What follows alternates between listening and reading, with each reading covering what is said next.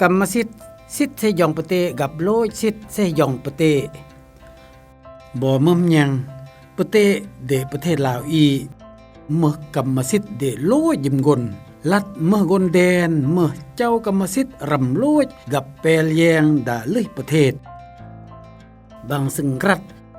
บางวางแผนเสยองกับอันพัฒนาประเทศยิมกลอาสิทธิ์น้ำโย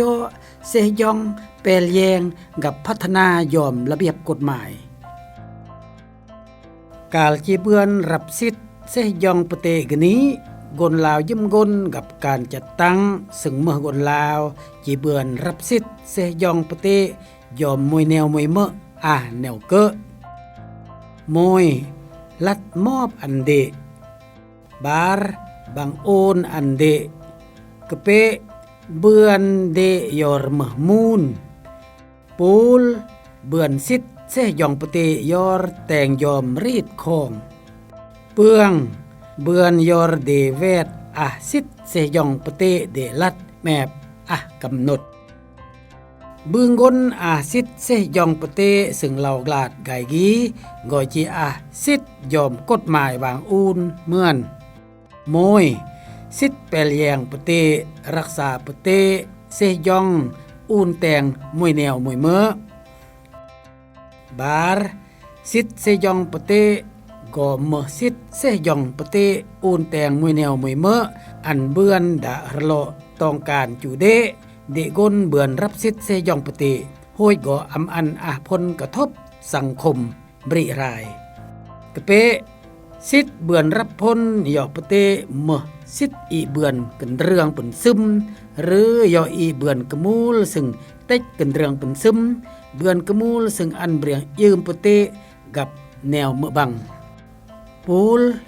สิทธิ์โอนสิทธิ์เสยองประเทศเมื่อสิทธิ์ยอซึ่งเดเต็กเดโยมอประเทศอันเบรียงเตหรือเดเปลี่ยนสิทธิ์เสยองประเทศอันเบรียงเตเปืองสิทธิ์สืบทอดอย่างนี้เมื่อประเทศมูนเดเดืองสิทธิ์เสยองประเทศยอกมเมื่อมูนยงมาตายาซึ่งนอหานเปอหวยมูนกันนี้กอกลาดเมื่อเดเยเดก้อนยอมกฎหมายวางอูนกลาดนี้กฎหมายหนองกำหนดอันการโลยสิทธิ์เสยองประเทศเบื้องกนเบือนรับสิทธิ์เสยองประเทศจีโลยสิทธิ์ดะกรณีมวยแนวมวยเมื่อแนวเกะมวยอำเบือนยอปิกขาธรรมเนียมประเทศนี่รถกะเปนึ่มเขื่อนเบอบาร์ปลาประเทศปลอบปล้ออำแตงเมื่อเบือนบาร์นึ่มตั้งดามือเบือนรับสิทธิ์เสยองประเทศไกกีเดจียอปิกขาธรรมเนียมประเทศจุบแล้วก็นายบางก่อนน้องจีมอกจีเตือนอันก้อยแต่งเอกสารเลอะอันเดไกน้องอำแตงอำยอปิกขาธรรมเนียมรถตอลนึมเดก่อจีโลสิทธิ์เสยองประเทศเบือนกะเปเดอำยอปิกกมูลคายืมประเทศหรืออำปิกกมูลคายืม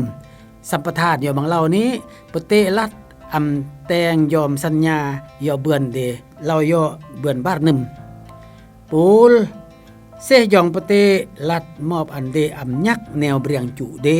ขึ้นนี่ซึ่งบางมอกบางเตือนก้อยแต่งเอกสารเลอะเปืองเดอำท่วงอำมานสิทธิ์เสยองประเทศเดยอมกำหนดเวลาเดอายุรลอดะมอนรองฟ้องตอลศาลเบือนตัดสินอันโลยสิทธิ์เสยองประเทศเตลจีโลยสิทธิ์เสยองประเทศดะกรณีบางเบือนกำหนดอูนดะมาตรามวยร้อยปูลกัลเตลมาตรามวยร้อย47เดกฎหมายเล่าดะประเทศกับกรณีแนวมบังยารนี้เบื้องซึ่งสิทธิ์เสยองประเทศสิทธิ์กับพันธะจีเบือนแตงอันยักกฎหมายแตงอันแนวเปลแยงสามพัฒนาประเทศระเบียบเรียบร้อยเสยองประเทศอันประโยชน์ห้องยงซึดอันผลกระทบกายอันดะสังคมดะบริรายห้วยนองเมื่อดะมอนประโยชน์ส่วนดะแผนพัฒนาเศรษฐกิจสังคมเดประเทศศาสตร์อี